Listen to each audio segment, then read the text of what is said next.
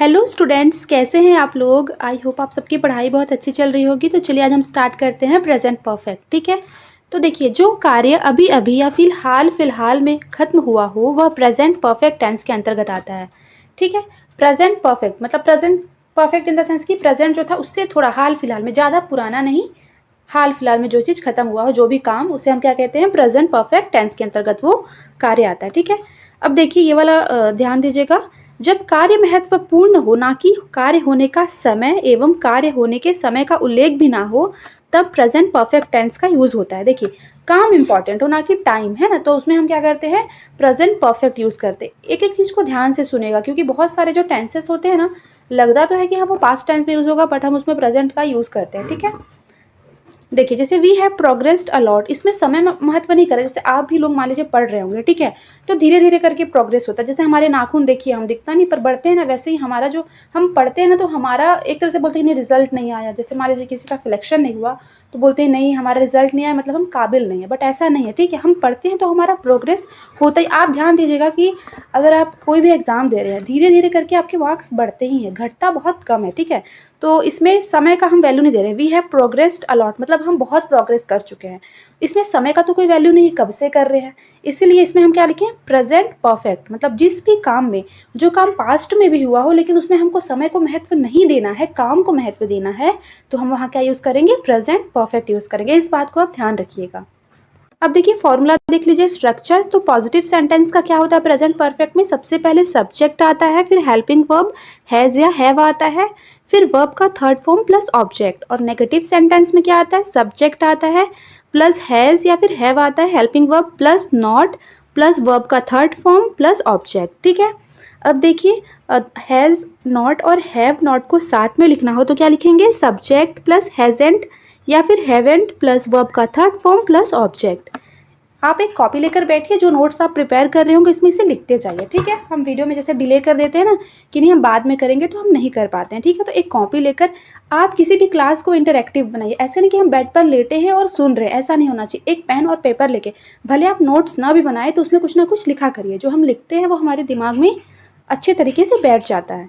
ठीक है, अब देखिए इंट्रोगेटिव सेंटेंस तो क्या हो जाएगा, पहले मैंने बताया था कि हेल्पिंग वर्ब क्या होता है, सब्जेक्ट के पहले आता है। तो हैज़ या have plus subject plus verb का third form plus object plus question mark. ठीक है, इंट्रोगेटिव सेंटेंस में क्या इंपॉर्टेंट है, क्वेश्चन मार्क। मुझे याद है जब मैं 10th की बोर्ड्स दे रही थी तो उसमें पता है सेंटेंस करेक्शन में क्या आ जाता था कि क्वेश्चन मार्क अगर आप भूल गए तो वो सेंटेंस का नंबर चला जाता था। मतलब क्वेश्चन मार्क जो है इंट्रोगेटिव सेंटेंस में इंपॉर्टेंट है, क्योंकि जनरली हम उसी को भूल जाते हैं लगाना। अब देखिए interrogative sentence plus negative sentence. ठीक है, तो उसमें क्या होता है, हैज़ और हैव, क्योंकि इंट्रोगेटिव है, आ जाएगा सामने सब्जेक्ट के, प्लस सब्जेक्ट के बाद क्या लगेगा, नॉट लगेगा, प्लस वर्ब का third form plus object plus question mark. ठीक है, अब देखिए हैज़ और हैव को अगर हमको नॉट के साथ लिखना तो क्या करेंगे हम, हैजेंट या फिर हैवेंट प्लस वही सेम है सब्जेक्ट प्लस, देखिए अब हम नॉट तो लिख दिए इधर जोड़ के, तो यहाँ मत लिखिएगा, सब्जेक्ट प्लस वर्ब का third form plus object plus question mark. ठीक है, अब देखिए usage of has and have, है ना, हैज़ का कहाँ यूज़ होता है और हैव का कहाँ यूज़ होता है। देखिए हैज़ का यूज़, ठीक है, तो हैज़ का यूज़ किसके साथ होता है, सिंगुलर सब्जेक्ट के साथ। जैसे हो गया ही, सी, इट, नेम, और क्या, सिंगुलर सब्जेक्ट के साथ हम किसका यूज़ करते हैं, हैज़ का यूज़ करते हैं। ठीक है, और हैव का यूज़ किसके साथ करते हैं, प्लूरल सब्जेक्ट के साथ। तो आई, वी, दे, ऑल, ये सब क्या है, प्लूरल सब्जेक्ट है, तो इसके साथ हम क्या यूज़ करते हैं, हैव का यूज़ करते हैं। ठीक है, जैसे एग्जाम्पल के लिए देख लीजिए कि science has given us many new inventions. अब देखिए यहाँ समय का तो नहीं, जैसे हम साइंस जो है हम लोगों को बहुत सारे इन्वेंशंस दिया है। ठीक है, इसमें तो समय का वैल्यू नहीं है, क्योंकि हमको क्या पता कब से, है ना, धीरे धीरे करके बहुत सारे इन्वेंशंस तो हो ही रहे हैं। इसमें क्या है, काम महत्वपूर्ण है, ना कि समय। ठीक है, जैसे आप मान लीजिए कोई सब्जेक्ट पढ़ रहे हैं, मान लीजिए आप साइंस पढ़ रहे हैं, तो साइंस में डेट्स उतने इंपॉर्टेंट नहीं होते, क्या कॉन्सेप्ट इंपॉर्टेंट होते हैं। और हिस्ट्री में क्या इंपॉर्टेंट होता है, डेट्स हमको याद रखना होता है। तो वही है कि जहाँ डेट्स का उतना इंपॉर्टेंस ना हो तो हम वहाँ किसका यूज़ करते हैं, प्रेजेंट परफेक्ट टेंस का। दैट्स वाई हमने क्या यहाँ क्या लगाया, साइंस हैज़ प्लस गिवन क्या हो जाएगा, ये किसका स्ट्रक्चर हो गया, तो ये हो गया प्रेजेंट परफेक्ट का। ठीक है, अब देखिए second sentence, we have reached the moon, मतलब हम मून पर पहुंच चुके हैं। इसमें भी हम इस सेंटेंस को देखकर आपको क्या लग रहा है, इसमें समय का तो कोई जिक्र नहीं है, हमारे लिए इंपॉर्टेंट क्या है, मून पे पहुंचना, ठीक है। सेंटेंस में किसी भी डेट का जिक्र नहीं है तो किसका यूज करेंगे हम, प्रेजेंट परफेक्ट का, ठीक है। अब थर्ड वाला सेंटेंस देखिए कि science has given us many new inventions in the 19th century. अब देखिए इसमें टाइम का बात कर दिया, ठीक है। टाइम की बात हो गई तो यहाँ पर ये क्या हो जाएगा, ये पास्ट इंडेफिनिट में हो जाएगा, ठीक है।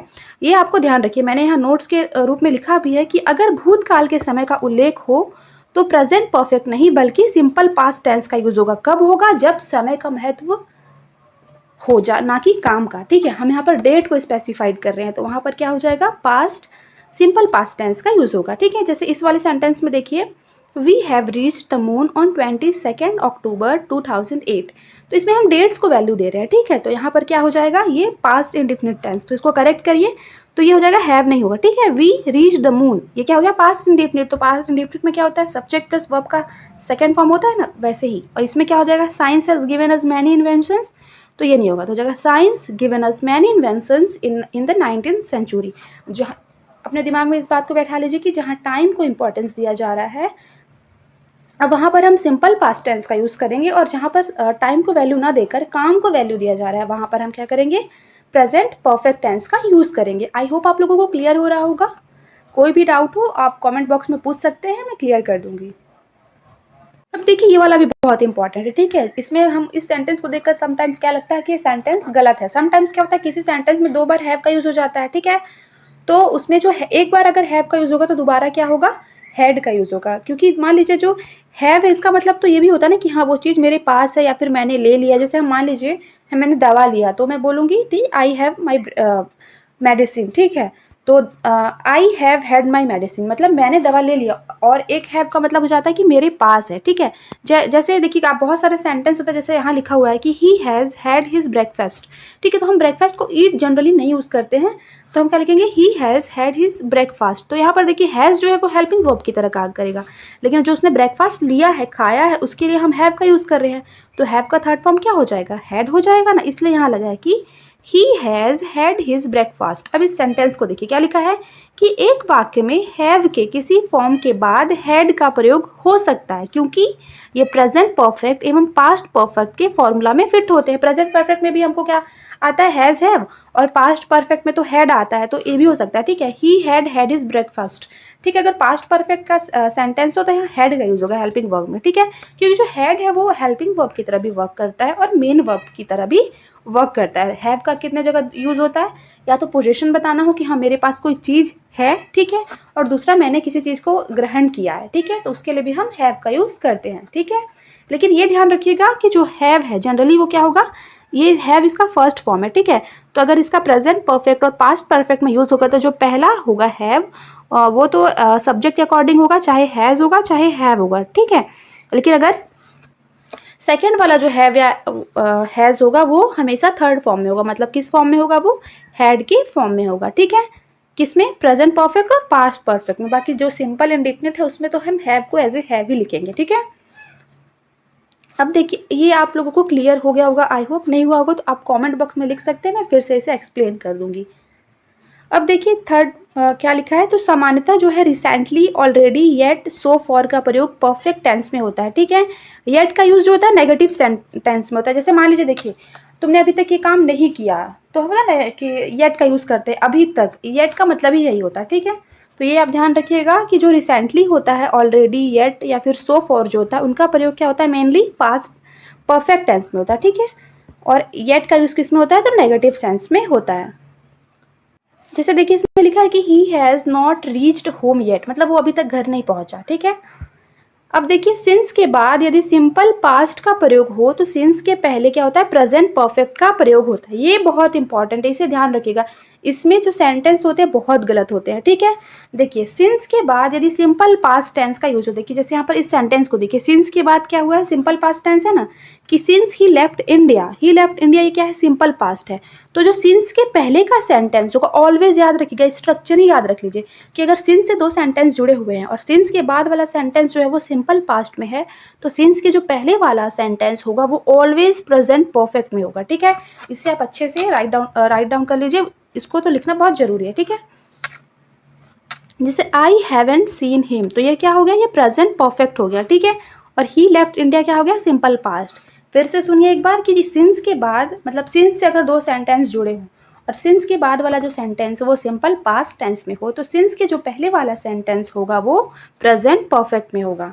अब नेक्स्ट क्या लिखा है कि ऐसे वाक्यों में प्रेजेंट परफेक्ट के स्थान मॉडल मतलब प्रेजेंट परफेक्ट के स्थान पर मॉडल भी परफेक्ट टेंस के फॉर्म में ही आ सकता है। जैसे अगर मॉडल्स का यूज हो तो वो भी किस में होगा, वो परफेक्ट टेंस के फॉर्म में होगा। ठीक है, जैसे इस सेंटेंस को देखिए कि he may have grown old since he last saw him. ठीक है, अब देखिए since she last saw him क्या है, ये सिंपल पास्ट टेंस में है, तो इसके बाद क्या हुआ, मॉडल का यूज हुआ है। ठीक है, मे क्या है, मॉडल है, मैंने आपको पहले पढ़ाया था। ठीक है, तो ये भी पास्ट के फॉर्म में होगा, परफेक्ट के फॉर्म में होगा कि ही मे, अब हमें यहाँ हैव लगा है ना, मतलब क्या हो गया, ये परफेक्ट टेंस के फॉर्म में हो गया।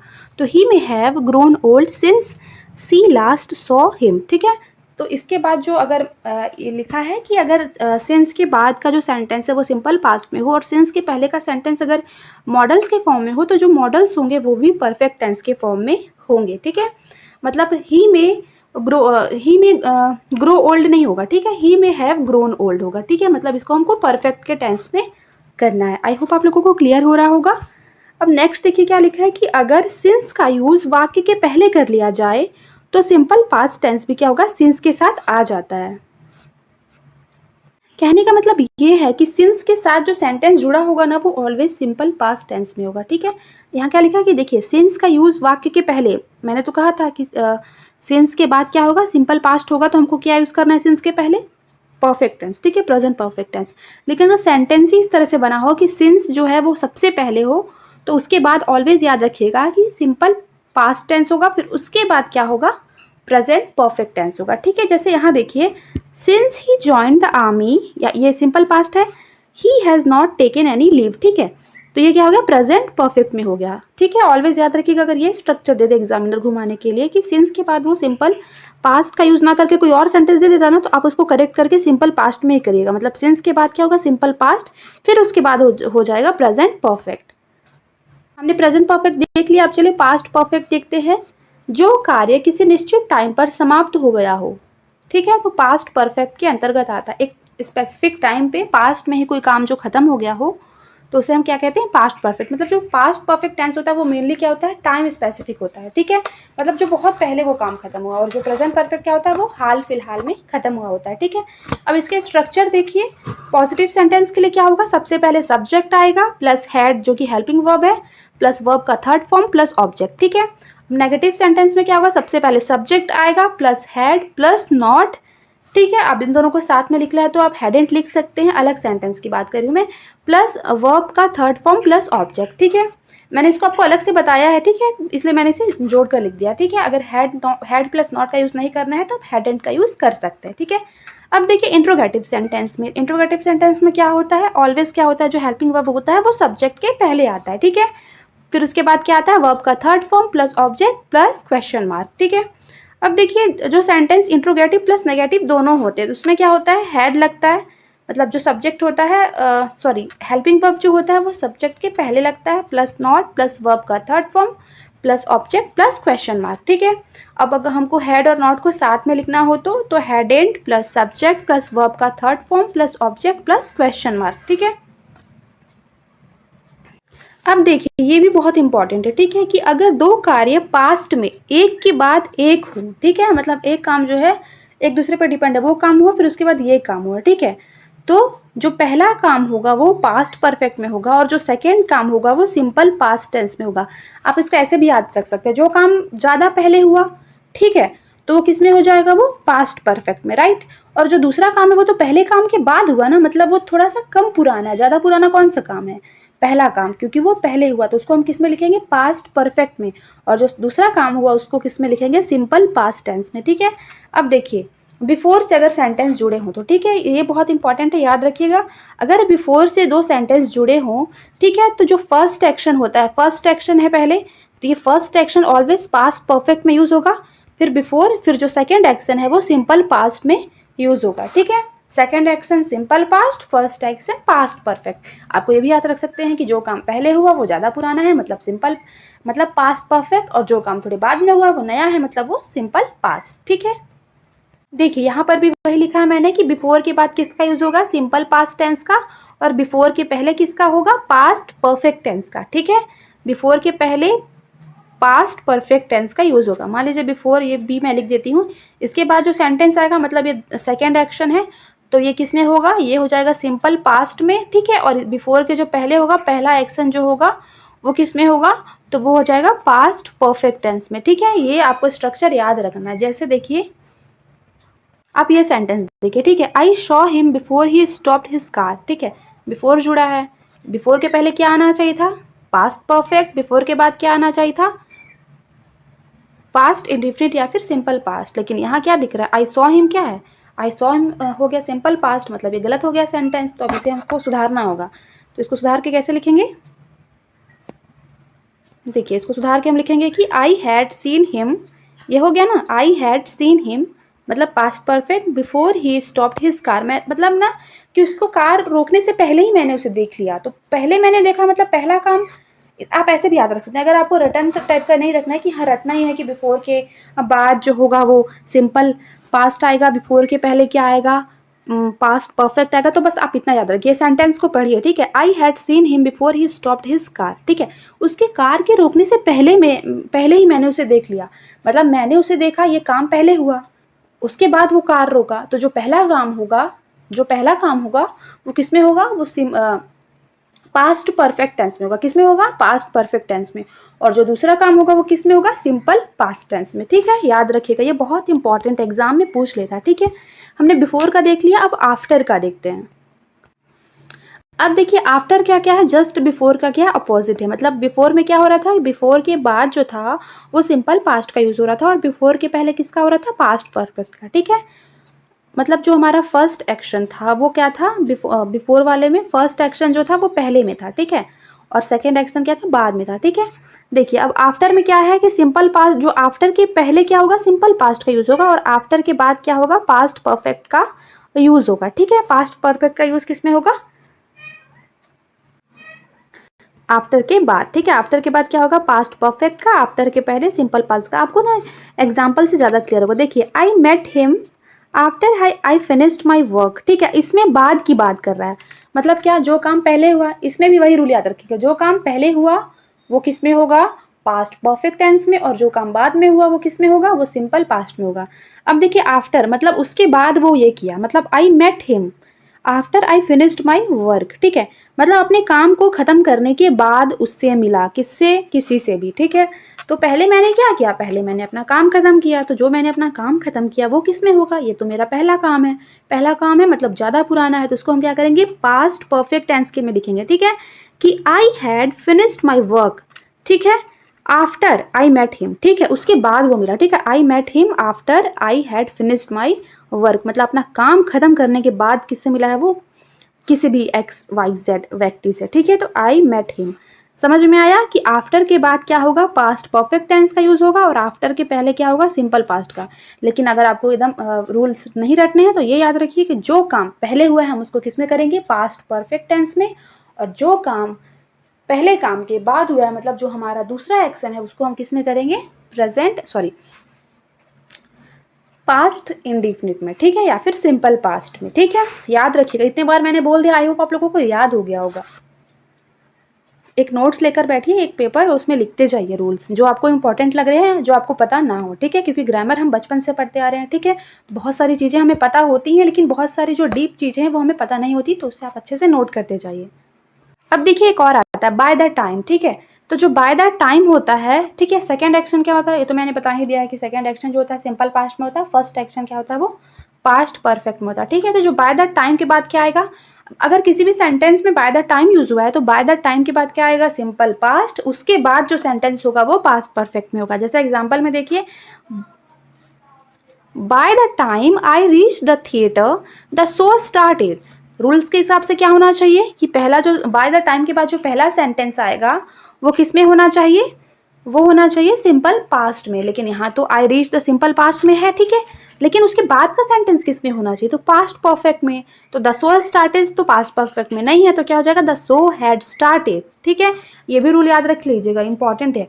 ठीक है, बाय द टाइम के बाद जो पहला सेंटेंस आएगा, ठीक है, जो हमारा सेकेंड एक्शन है, वो क्या होगा, वो सिंपल पास्ट में होगा, जो फर्स्ट एक्शन होगा वो पास्ट परफेक्ट। ये इसमें तो आप कंफ्यूज नहीं होंगे, ठीक है। बस स्ट्रक्चर याद रखिए कि बाय द टाइम के बाद क्या आएगा, सिंपल पास्ट, उसके बाद आएगा पास्ट परफेक्ट, ठीक है।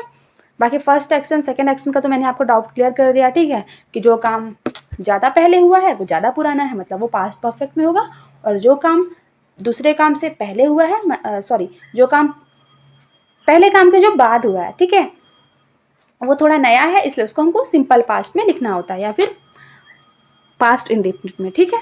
अब देखिए हमारा क्या हो गया, फ्यूचर परफेक्ट।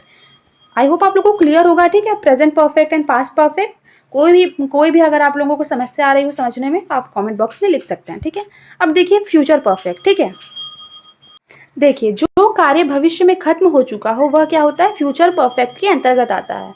कि भविष्य हम तो देखे नहीं है भविष्य, ठीक है। फ्यूचर परफेक्ट का उतना यूज होता नहीं है, ठीक है। फ्यूचर के जितने टेंस होते हैं जनरली फ्यूचर का इंडेफिनिट और कॉन्टिन्यूअसली ज़्यादा यूज होते हैं और एग्जाम में सेंटेंस पूछते हैं, और जो फ्यूचर का परफेक्ट और परफेक्ट कॉन्टिन्यूअस होता है उसका उतना ज़्यादा यूज नहीं है, ठीक है। तो जो कार्य भविष्य में खत्म हो चुका है वह फ्यूचर परफेक्ट टेंस के अंतर्गत आता है, ठीक है। तो इसका फॉर्मूला देख लीजिए आप, स्ट्रक्चर कि पॉजिटिव सेंटेंस का क्या होता है, सबसे पहले सब्जेक्ट आता है प्लस विल सेल जो कि हेल्पिंग वर्ब है, plus have plus V3 plus object, V3 मतलब वर्ब का थर्ड फॉर्म, ठीक है।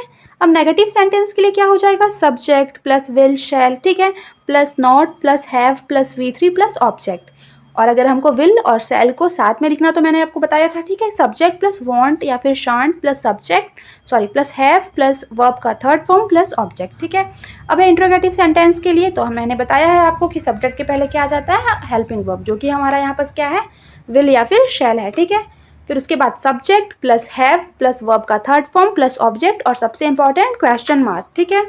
अब जो सेंटेंस इंट्रोगेटिव भी हो प्लस नेगेटिव भी हो तो क्या हो जाएगा, विल हो जाएगा, शैल हो जाएगा, ठीक है, plus subject plus not plus have plus verb का third form plus object plus negative sorry question mark, ठीक है।